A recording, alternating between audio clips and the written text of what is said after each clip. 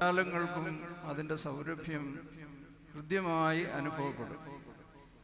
ഇന്നങ്ങനെയുള്ള മരങ്ങളൊന്നും നമ്മുടെ കുഞ്ഞുങ്ങൾക്ക് കാണുവാനോ ആസ്വദിക്കുവാനോ ഉള്ള അവസരമില്ല. എങ്കിലും ആ ദേശത്തെ മുഴുവൻ സുഗന്ധം കൊണ്ട് നിറയ്ക്കുന്നത് പോലെ ദൈവത്തിന് സുഗന്ധവാസനയായി അർപ്പിക്കപ്പെട്ട കടിഞ്ഞൂൽ സഹതായായ മാർ സ്തേഫാനോസിൻ്റെ സ്മരണ കൊണ്ട് ഈ കുടശനാട് ദേശം മുഴുവനും നിറഞ്ഞു നിൽക്കുന്ന സന്ദർഭമാണ്. ആ ഓർമ്മ സജീവമായി നിലനിർത്തുവാൻ നമ്മളാലാവുന്ന വിധത്തിൽ നമ്മൾ പരിശ്രമിക്കുന്നു. ദേവാലയത്തിൽ നിന്ന് ഈ ഊരുകളെല്ലാം ചുറ്റി ആ വിശുദ്ധിയുടെ സൗരഭ്യം നിറയ്ക്കുവാൻ നമ്മളാലാവുന്നത് നമ്മൾ പരിശ്രമിക്കുന്നുണ്ട്.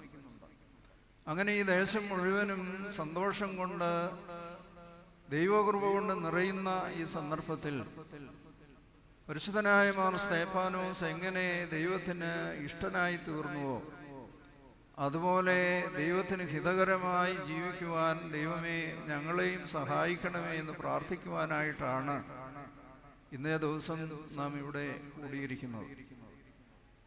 നമ്മൾ പലപ്പോഴും നമ്മുടെ ഇഷ്ടം അനുസരിച്ച് ജീവിക്കുവാൻ ആഗ്രഹിക്കുന്നവരാണ്. സ്ഥാനമാനങ്ങൾ കൊണ്ടും സുഖസൗകര്യങ്ങൾ കൊണ്ടും ഒക്കെ അനുഗ്രഹീതരാകുവാൻ നാം പ്രാർത്ഥിക്കാറുണ്ട്. എന്നാൽ ദൈവത്തിന് ഇഷ്ടമുള്ള പ്രാർത്ഥന സമർപ്പിക്കുവാൻ, ജീവിതം അർപ്പിക്കുവാൻ സാധിക്കുമ്പോഴാണ് അത് തലമുറകളെ മുഴുവൻ അനുഗ്രഹിക്കുന്ന ഒന്നായിത്തീരുന്നു. സ്തേഫാനോസ് ശമ്മാശൻ അപ്പോസ്തല പ്രവൃത്തികൾ 6-ാം അധ്യായത്തിൽ ഇന്ന് എല്ലാവരും ഒന്ന് വായിക്കണം. ഇവിടെയുള്ള മണൽത്തരികൾക്ക് പോലും സ്തേഫാനോസ് സഹതായുടെ ചരിത്രം അറിയാം എന്നെനിക്കറിയാം. ആത്മാവ് കൊണ്ട് നിറഞ്ഞ് നല്ല സാക്ഷ്യമുള്ള 7 ചെറുപ്പക്കാരെ തെരഞ്ഞെടുത്തു. ആദിമസഭയിലുണ്ടായിരുന്ന ഒരു വലിയ ഭിന്നത യഹൂദന്മാരും ഗ്രീക്കുകാരും തമ്മിലുള്ള ഭിന്നതയാണ്. ആ ഭിന്നത എങ്ങനെയാണ് അപ്പോസ്തലന്മാർ കൈകാര്യം ചെയ്തതെന്ന് ചോദിച്ചാൽ, ഭക്ഷണം കൊടുക്കുമ്പോൾ എബ്രായ ആളുകൾക്ക് കൂടുതൽ കൊടുക്കുകയും അവർക്ക് സൗകര്യം ചെയ്തു കൊടുക്കുന്നു എന്നുള്ളത് പുതുതായി സഭയിലേക്ക് വന്ന ഗ്രീക്കുകാർക്ക് പരാതിയായി. അപ്പോൾ അപ്പോസ്തലന്മാർ പറഞ്ഞു, ഞങ്ങൾ ഈ സുവിശേഷം അറിയിക്കുന്ന കാര്യത്തിൽ വ്യാപൃതരായിരിക്കുന്നത് കൊണ്ട് ഈ ചുമതല നല്ല ആത്മാവും ജ്ഞാനവും സാക്ഷ്യവുമുള്ള 7 പേരെ നിങ്ങൾ തിരഞ്ഞെടുത്ത് അവരെ ആ ചുമതല ഏൽപ്പിക്കാം എന്ന് പറഞ്ഞു. അതിൽ 6 പേരും ഗ്രീക്കുകാരായിരുന്നു.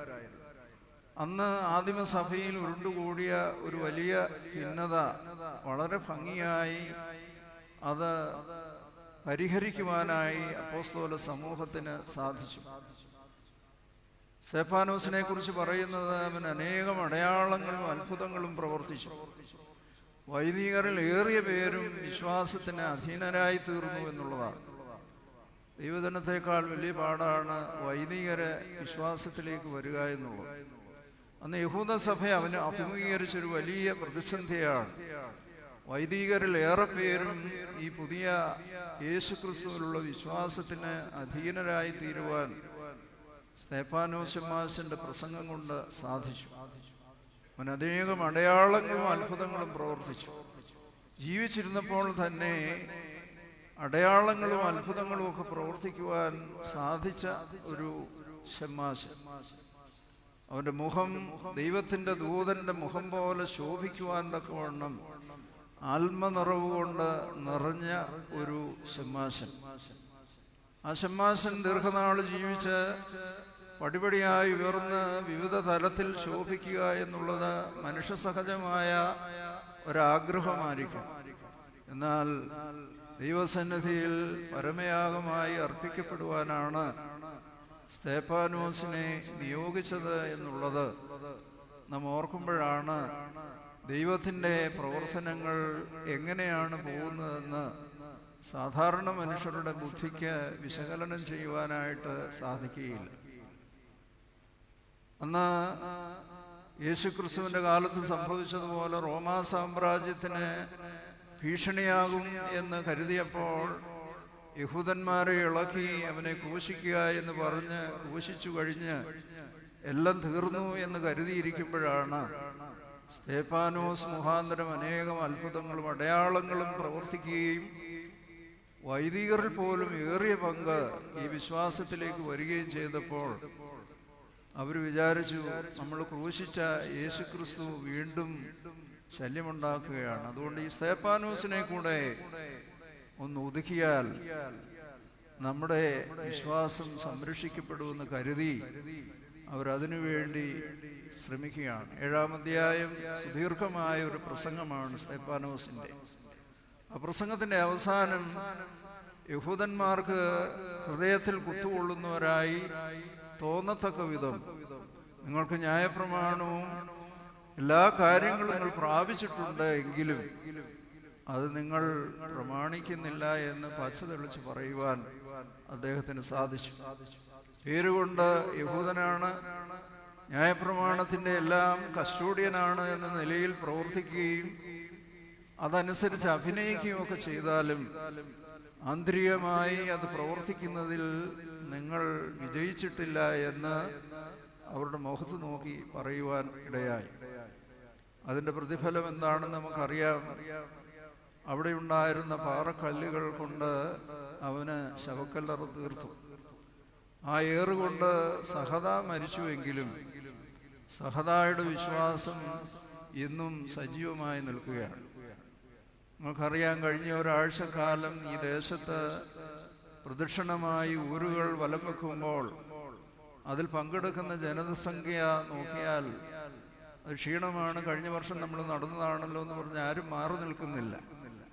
സ്തേഫാനോസ് സഹദ കേരളത്തിലോ കുടശനാട്ടോ വന്നിട്ടില്ല. പക്ഷേ അദ്ദേഹത്തിൻ്റെ സ്മരണ നമ്മയെല്ലാം ആവേശം കൊള്ളിക്കത്തക്കവണ്ണം ദൈവത്തിനു വേണ്ടി തൻ്റെ ജീവിതത്തെ പ്രാണപര്യന്തം സമർപ്പിക്കുവാൻ അദ്ദേഹത്തിന് സാധിച്ചു. ഈ പെരുന്നാളിൽ നമ്മൾ സംബന്ധിക്കുമ്പോൾ നമ്മുടെ പ്രാർത്ഥന ഏത് വിധത്തിലുള്ളതാണ്? ദൈവത്തിന് ഹിതകരമായ പ്രാർത്ഥന സമർപ്പിക്കുവാൻ നമുക്ക് സാധിക്കുന്നുണ്ടോ? നമ്മൾ സ്വർഗസ്വനായ പിതാവേ എന്ന് ചൊല്ലുമ്പോൾ നിന്റെ ഹിതം, നിന്റെ ഇഷ്ടം നിറവേറ്റണമേ എന്നൊക്കെ പ്രാർത്ഥിക്കുന്നെങ്കിലും നമ്മുടെ പ്രാർത്ഥനയുടെ ഏറിയ പങ്കും നമ്മുടെ ഇഷ്ടം ദൈവസന്നിധിയിൽ സമർപ്പിക്കുന്നതിനാണ്.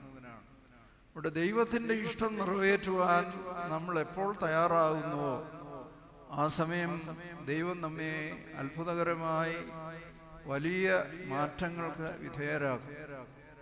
അബ്രഹാമിനോട് നീ സ്നേഹിക്കുന്ന നിന്റെ ഏകജാതനെ ബലിയായി അർപ്പിക്കണമെന്ന് പറഞ്ഞപ്പോൾ അതിന് പകരമായി എന്തെങ്കിലും ചെയ്യുവാൻ ചോദിക്കുകയോ അതിനുവേണ്ടി വിമുഖത കാണിക്കുകയോ ചെയ്യാതെ ബാലനെയും കൊണ്ട് മോറിയാമലയിലേക്ക് നടന്നു കയറുന്ന അബ്രഹാം വിശ്വാസികളുടെ പിതാവായി മാറുന്നു. കാരണം ദൈവത്തിൻ്റെ ഇഷ്ടം അതെൻ്റെ ഇഷ്ടത്തിന് വളരെ വേദന ഉളവാക്കുന്നതാണ്.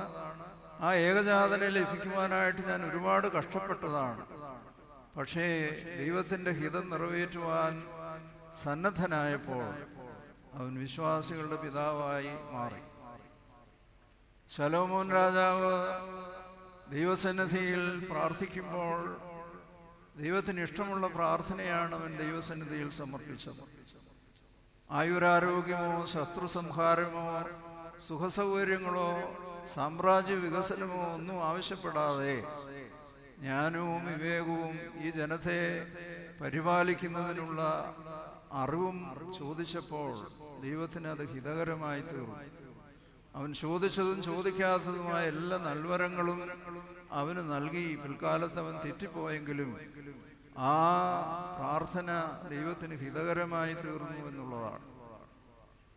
ചുങ്കക്കാരനും പരീശനും നിന്ന് പ്രാർത്ഥിക്കുമ്പോൾ പരീശനൊട്ടും കുറഞ്ഞയാളല്ല.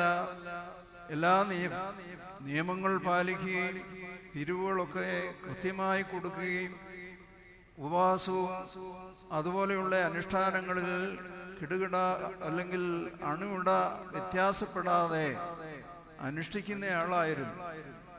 പക്ഷേ ഇതൊന്നും അനുഷ്ഠിക്കാത്ത ആളിൻ്റെ അനുതാപപൂർണമായ പ്രാർത്ഥന, കർത്താവേ മഹാഭാവിയായ എന്നോട് കരുണ ചെയ്യണമേ, ഞാൻ പാപിയാണ് എന്നുള്ള ബോധ്യത്തിൽ നിലവിളിച്ചപ്പോൾ ആ ചുങ്കക്കാരൻ്റെ പ്രാർത്ഥന ദൈവത്തിന് ഹൃദ്യമായി തീർന്നു.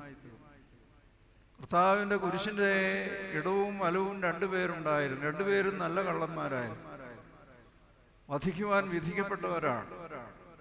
ഒരുത്തൻ അത്ഭുതം പ്രവർത്തിക്കുവാൻ ആവശ്യപ്പെട്ടപ്പോൾ മറ്റേയാൾ ആവശ്യപ്പെട്ടത്, കർത്താവേ, നീ രാജ്യത്വം പ്രാപിക്കുമ്പോൾ എന്നെയും ഓർക്കണം. വെറുതെ ഓർക്കണമെന്നേ പറഞ്ഞുള്ളൂ.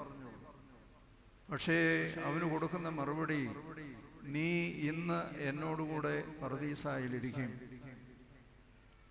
രണ്ടുപേർക്കും തുല്യ അവസരമുണ്ടായിരുന്നെങ്കിൽ ഒരാള് ശ്രേഷ്ഠമായ ഒരവസരത്തിൽ നമ്മുടെ കർത്താവിനോടുകൂടി പറുദീസയിലേക്ക് പ്രവേശിക്കുവാൻ സാധിച്ചു. അതുകൊണ്ട് പ്രിയമുള്ളവരെ, നമ്മുടെ പ്രാർത്ഥന ദൈവത്തിന് ഹിതകരമായി തീരുവാൻ, ദൈവത്തിന് ഇഷ്ടമുള്ള പ്രാർത്ഥന സമർപ്പിക്കുവാൻ സാധിക്കും. അത് ചിലപ്പോൾ ലോകപ്രകാരം കൃത്യമാകണമെന്നില്ല, ലോകജീവിതത്തിലെ സൗഖ്യമാകണമെന്നില്ല. പരിശുദ്ധനായ പരിമല തിരുമേനി ദുരിതമനുഭവിച്ച് രോഗഗ്രസ്തനായി ജീവിതത്തിന്റെ മധ്യാഹ്നത്തിൽ 54-ാമത്തെ വയസ്സിൽ ലോകം വിട്ട് കടന്നു പോകുമ്പോൾ ചുറ്റും നിന്നവരൊക്കെ പറഞ്ഞു കാണും, അയ്യോ, അദ്ദേഹം നേരത്തെ കടന്നുപോയല്ലോ എന്നുള്ളത്. എന്നാൽ ഇന്ന് 120 വർഷം കഴിയുമ്പോഴും ആ പരിമളം, ആ സുഗന്ധം നമ്മെ ഏറെ ആനന്ദിപ്പിക്കത്തക്കവണ്ണം ദൈവത്തിന് ഹിതകരമായ പ്രാർത്ഥന സമർപ്പിച്ചു എന്നുള്ളതാണ്. ആയതുകൊണ്ട് ഈ പെരുന്നാളിൽ സംബന്ധിക്കുന്ന നമ്മൾ ഓരോരുത്തരും, ദൈവമേ, എൻ്റെ പ്രാർത്ഥന നിനക്ക് ഹിതകരമാണോ? നീ ഈ പ്രാർത്ഥനയിൽ സന്തോഷിക്കുന്നവനാണോ?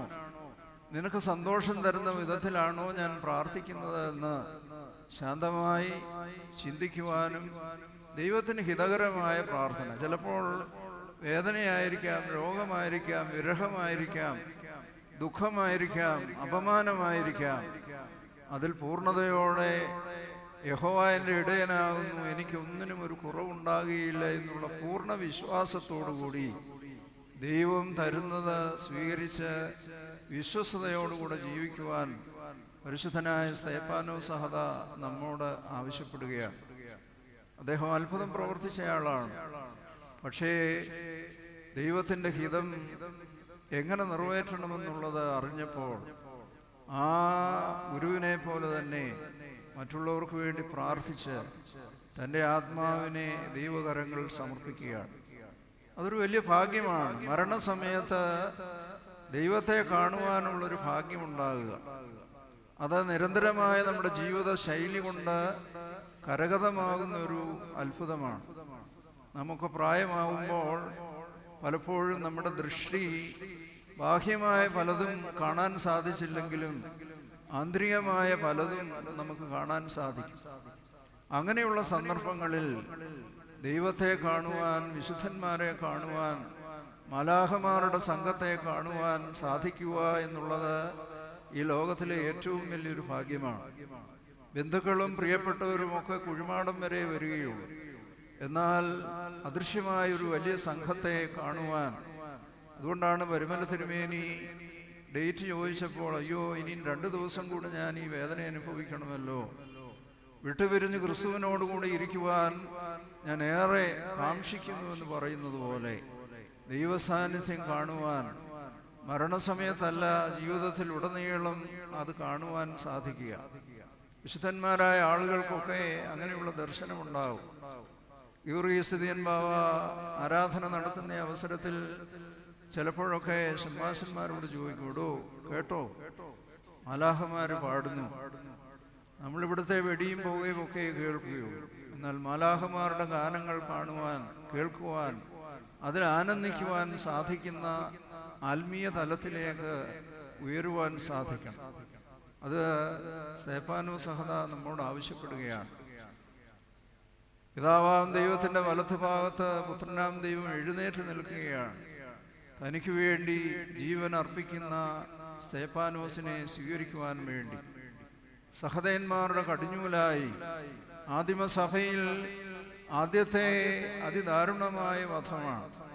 ആ വധം സഭയ്ക്ക് വളമായി തീർന്നത് അവരുടെ വസ്ത്രം സൂക്ഷിച്ചിരുന്ന ശൗല് ഈ സ്തെഫാനോസിനെ കണ്ട് അനേകർക്ക് സുവിശേഷം അറിയിക്കത്തക്കവണ്ണം അന്നത്തെ കാലത്ത് ചിന്തിക്കാവുന്നതിനപ്പുറമായി ഏഷ്യ മൈനറിനപ്പുറം യൂറോപ്പിന്റെ അങ്ങേയറ്റം വരെ പോകുവാൻ വിദ്യാസമ്പന്നനായ ശൗലിനെ മാനസാന്തരപ്പെടുത്തുവാൻ ആ ജീവിതത്തിന് സാധിച്ചു.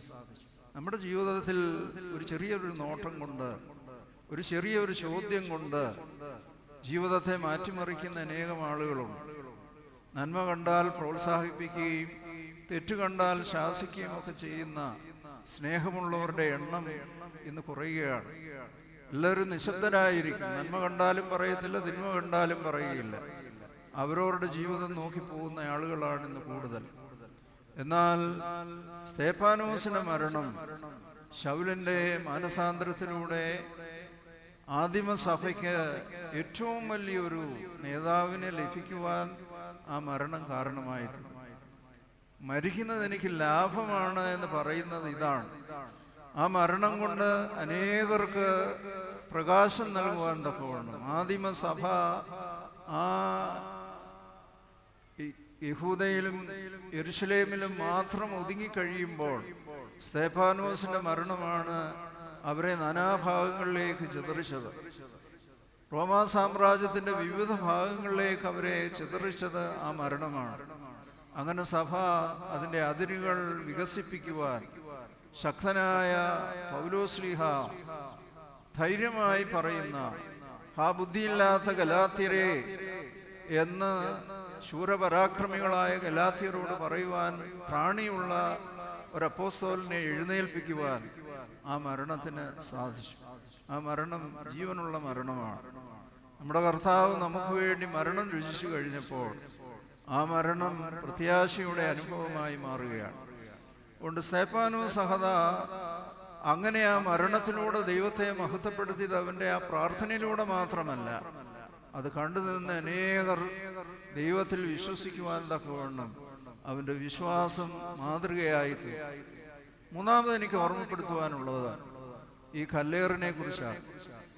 നമ്മൾ ജീവിക്കുന്ന ഈ ലോകത്ത് ഒരുപാട് കല്ലേറുകൾ നമ്മൾ ഏൽക്കാറുണ്ട്. സ്തെഫാനോസ് നേരിട്ട് ഫിസിക്കലായിട്ട് ഏറേറ്റെങ്കിൽ ഇന്ന് നമ്മൾ ജീവിക്കുന്ന ലോകത്തിൽ ഒരുപാട് ആത്മീയമായും അദൃശ്യമായുള്ള ഏറുകൾ നമ്മൾ ഏർക്കാറുണ്ട്. നമ്മുടെ ഭക്ഷണം, നമ്മുടെ വസ്ത്രം, നമ്മുടെ അധികാരക്കൊതികൾ, നമ്മുടെ മറ്റു പല തൃഷ്ണകൾ.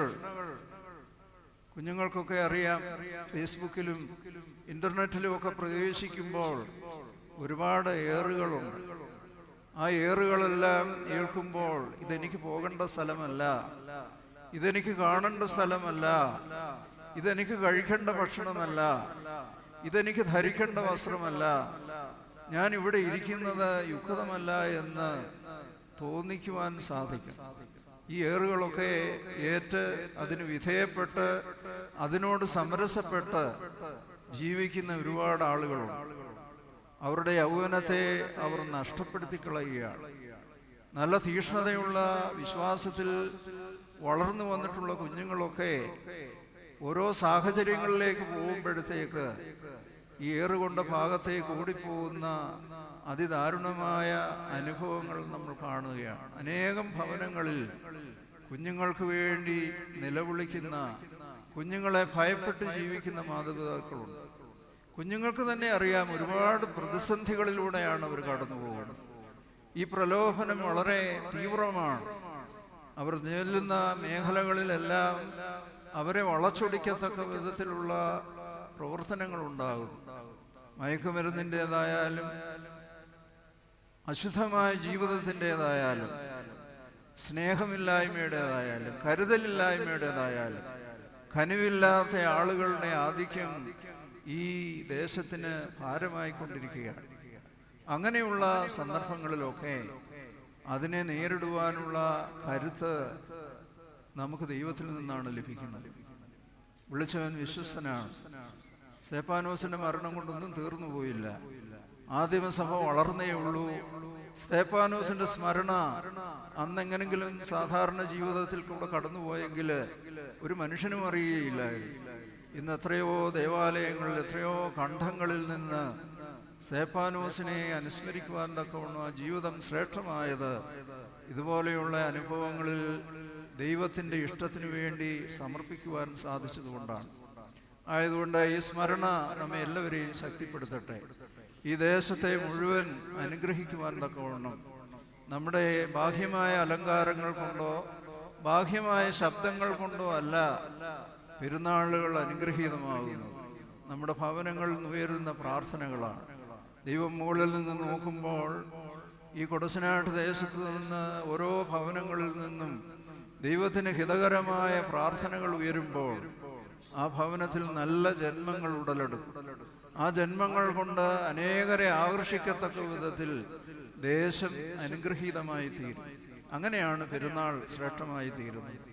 ആയതുകൊണ്ട് പരിശുദ്ധനായ സ്തേഫാനോസ് സഹദ, അദ്ദേഹത്തിൻ്റെ മരണം സഭയുടെ വളർച്ചയ്ക്ക് മുഖാന്തരമായി.